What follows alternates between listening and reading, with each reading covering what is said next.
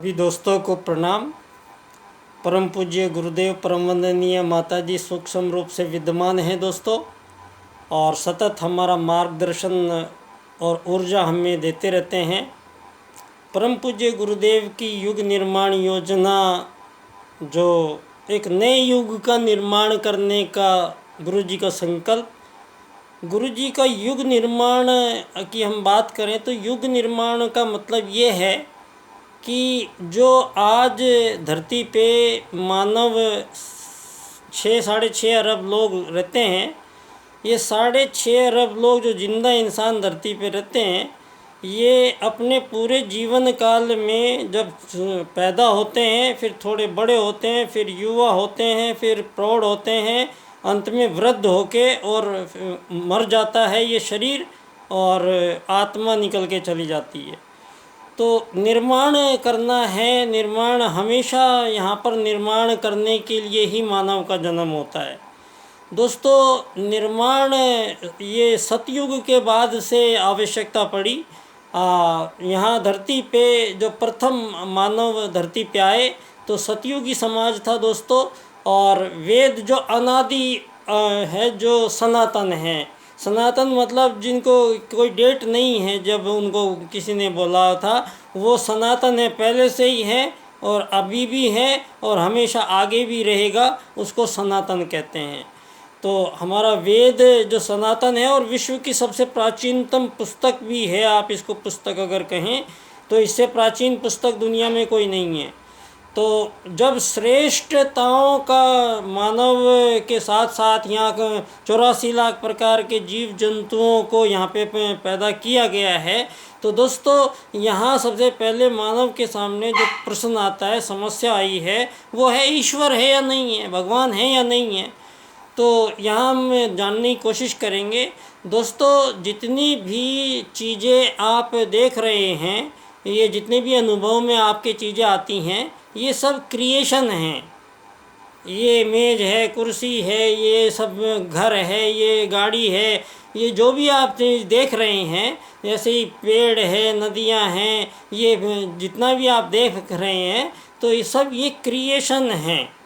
तो क्रिएशन जो आप जिनको देख रहे हैं, तो आप क्रिएशन जो देख रहे हैं, क्रिएशन शब्द जो है वो बाद में आता है, पहले शब्द आता है क्रिएटर। अगर कोई क्रिएटर होगा तभी कोई क्रिएशन हो सकती है दुनिया में।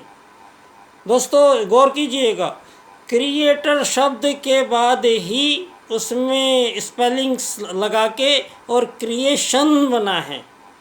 तो धरती पे पहले शब्द आया है क्रिएटर, तो क्रिएटर है, क्रिएशन है, तो वो तत्व है, परमात्मा है, और ये सब उसकी क्रिएशन है।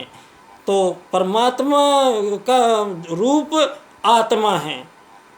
पंडित दीनदयाल उपाध्याय जी ने ये अच्छा सवाल किया राजनीति में कि दुनिया में राजनीति का प्रारंभ कब हुआ। राजनीति का प्रारंभ हुआ हमारे सतयुग के बाद से। सतयुग में ना कोई राजा था, ना कोई प्रजा था, ना कोई दंड था, ना कोई दांडिक था, सब लोग स्वतः संचालित समाज था। धर्म, अर्थ, काम और मोक्ष प्राप्ति के लिए मानव यहाँ आता था।